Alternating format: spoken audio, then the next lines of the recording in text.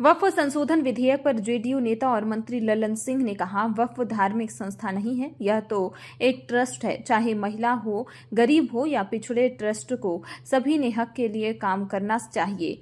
अरे अगर आपको पसंद नहीं है तो मोदी जी का चेहरा नहीं देखिए, लेकिन उनके काम को सराहिए। वे समाज के हर तबके के लिए काम कर रही हैं। यह तो आपका पाप है, इसलिए आपको खराब लग रहा है। आप मुसलमानों के कल्याण के विरोधी हैं क्या? दो तरह के लोग वक्फ संशोधन के खिलाफ हैं। एक वे जो धार्मिक माहौल का उपयोग सत्ता के लिए करते थे, और वे जिनका वक्फ की संपत्तियों पर कब्जा था। वक्फ की संपत्ति सही मामले में खर्च हो, इसके लिए यह बिल लाया गया।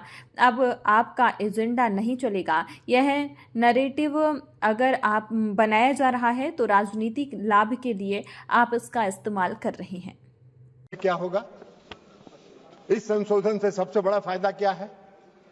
आज मुसलमान समुदाय के अंदर, यह नैरेटिव तो आप बना नहीं रहे, मुसलमान समुदाय के अंदर पसमानदा समाज के भी लोग हैं। आप जरा बताइए हमको, पूरे देश भर का उदाहरण देके बताइए कि पसमानदा समाज का वक्फ पर कोई है? वक्फ में उसका बेचारे का कोई से है? कितनी बड़ी आबादी है पसमानदा समाज की, उसका कोई से है?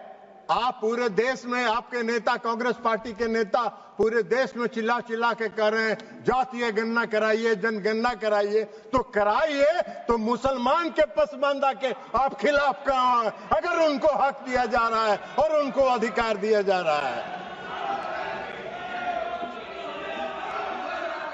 आपको बता देते हैं, आपको बता देते हैं, आपकी सेकुलरिज्म की एक कांग्रेस पार्टी के एक नेता का कल हम देखे अखबार में एक बयान छपा हुआ है कि जेडीयू सेकुलर पार्टी है, उसको देखना है। अरे जेडीयू को और नीतीश कुमार को आपके सेकुलरिज्म के सर्टिफिकेट की आवश्यकता नहीं है, उसकी आवश्यकता नहीं है। आपको हम एक बात बता देते हैं, सेकुलरिज्म की आपकी परिभाषा है समाज को वोट के लिए बांटो, भावना की राजनीति करो और वोट लेके देश पर राज करो और राज करो। यह आपका सेकुलरिज्म का परिभाषा है। नीतीश कुमार जी का और जेडीयू के सेकुलरिज्म की परिभाषा है कि बिना कोई विवाद किए हुए काम करो, समाज के हर वर्ग के लिए काम करो। आपने तो इस देश में बहुत दिन शासन किया। आपको एक मिनट सुनिए जयप्रकाश जी, आपको बता देते हैं, बिहार में नीतीश कुमार जी 20 साल से बिहार के मुख्यमंत्री हैं। आजादी के बाद से आपने कब तक शासन किया? कांग्रेस पार्टी ने बिहार में कब तक शासन किया? आजादी के बाद से नीतीश कुमार जी ने 20 वर्षों में मुसलमानों के हक में जो काम किया, आजादी के बाद से आज तक नहीं हुआ। क्या हुआ? मुसलमानों के लिए नीतीश कुमार जी ने तालमी मरकज बनाया, हुनर योजना चलाई। भागलपुर दंगा हुआ था, किसके राज में हुआ था? वेणुगोपाल जी, आपके राज में हुआ था। क्या न्याय किया था आपने मुसलमानों के लिए? नीतीश कुमार जी ने एनडीए के राज में भागलपुर के दंगा पीड़ितों को न्याय देने का काम किया। यह काम नीतीश कुमार जी ने किया। आपका सेकुलरिज्म की क्या परिभाषा है? नीतीश कुमार जी ने पूरे बिहार के कब्रिस्तान की घेराबंदी करा दी। आप तो आजादी के बाद से इतना दिन शासन किए, कौन सा काम आपने किया बिहार में और मुसलमानों के हक में, ये बता दीजिए। लेकिन नीतीश कुमार जी वोट के लिए राजनीति नहीं करते हैं, और नीतीश कुमार जी ने मुसलमानों के हक में बिहार में जितना काम किया, भारतीय जनता पार्टी उसकी भागीदार रही। भारतीय जनता पार्टी के समर्थन से यह काम हुआ। आप कहां खड़े हैं जयप्रकाश जी? ऐसे ही चिल्पो करते रहिए, कुछ होना जानी नहीं है।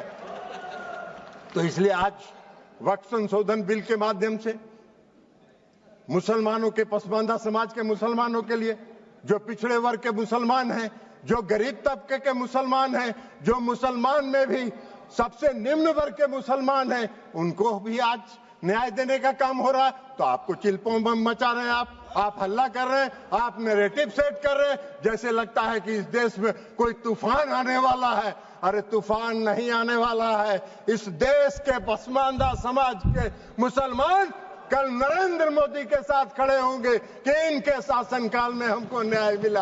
आप कहां नजर आइएगा, नैरेटिव सेट करते रहिए। और उसके बाद आप बताइए, महिला सशक्तिकरण की बात करते हैं, बड़ा चिल्लाते हैं महिला सशक्तिकरण के लिए कि महिलाओं को सशक्त करना है, कांग्रेस पार्टी महिलाओं को सशक्त करती है।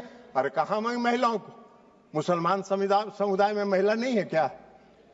मुसलमान समुदाय में महिला नहीं है? आज अगर मुस्लिम समुदाय के महिलाओं को वक्फ के साथ जोड़ा जा रहा है, आपको क्यों विरोध हो रहा है? मुस्लिम समाज के महिलाओं को भी सशक्तिकरण का हक है, उनके सशक्तिकरण का भी काम प्रधानमंत्री नरेंद्र मोदी जी की सरकार ने किया। इस वक्फ संशोधन विधेयक के माध्यम से आपका नैरेटिव सेट कर रहे हैं पूरे देश में, जैसे लगता है मोदी जी मुस्लिम विरोधी हैं। मोदी जी पारदर्शी, मोदी जी सेकुलरिज्म, जिस तरह नीतीश कुमार जी ने बिहार में सेकुलरिज्म स्थापित किया, प्रधानमंत्री नरेंद्र मोदी जी भी पूरे देश में सेकुलरिज्म को लेकर आगे चल रहे हैं। समाज के हर तबके के साथ, समाज के हर वर्ग के साथ, देश के हर राज्य के साथ एक साथ काम करके उसको विकसित करने का काम कर रहे हैं, इसलिए कि उनका विजन, उनकी सोच व्यापक है। वो विकसित देश बनाना चाहते हैं, आत्मनिर्भर भारत बनाना चाहते हैं। आप देश को संकुचित रखना चाहते हैं, देश को बांट के वोट के लिए धर्म के आधार पर वोट को बांटना चाहते हैं, जो आपका चलने वाला नहीं है।